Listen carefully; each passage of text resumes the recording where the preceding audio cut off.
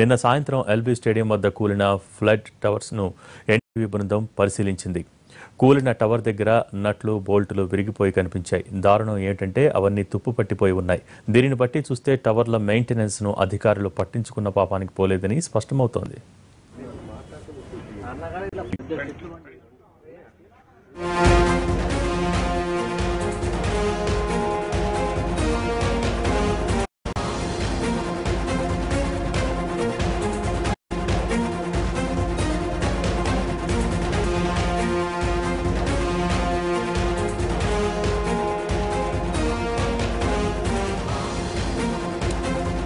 Hyderabad LB స్టేడియంలో వర్ష బీభత్సం తర్వాత ప్రస్తుతం పరిస్థితి ఎలా ఉందో మా ప్రతినిధి రాధాకృష్ణ మరిన్ని వివరాలు అందిస్తారు.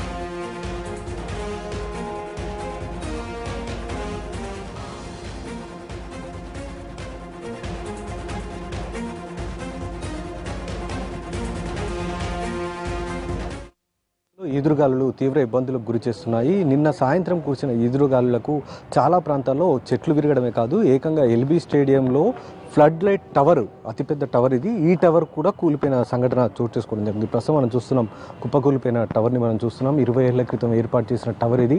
అప్పటి నుండి కూడా టవర్ కొనసాగుతుంది. డే అండ్ నైట్ మ్యాచ్ల కోసం ఈ టవర్ని ఏర్పాటు చేశారు. సరైన నిర్వహణ లేదనడానికి చాలా స్పష్టంగా మనకు అర్థమవుతుంది. ఎందుకంటే ఇక్కడ మొత్తం కూడా తుప్పు పట్టిపోయిన ఇవి స్క్రూస్ మనకు కనబడుతుంటాయి. ఇక్కడ చూడొచ్చు కూడా ఈ తుప్పు పట్టిపోయిన స్క్రూస్ మనం చూస్తున్నాం. సరైన నిర్వహణ అనేది లేదు అనడానికి ఇదే ప్రత్యేక నిదర్శనంగా మనం చెప్పుకోవచ్చు.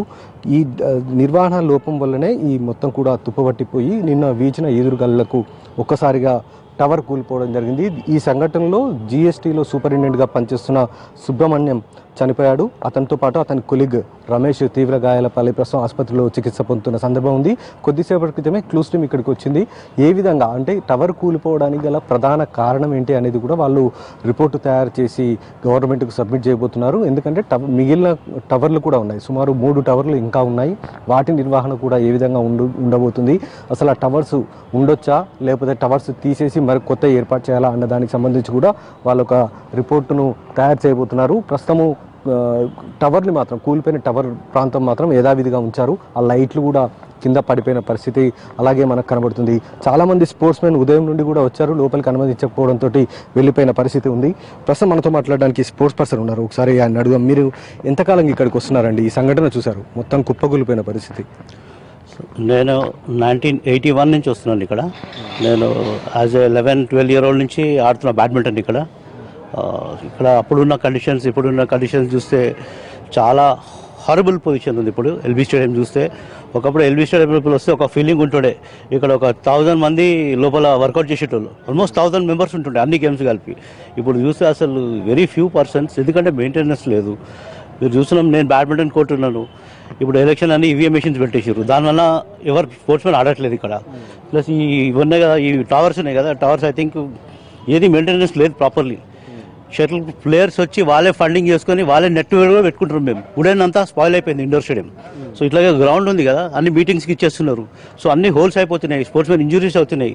సో అసలు మెయింటెనెన్స్ అన్నది జీరో అయిపోయింది యాక్చువల్లీ.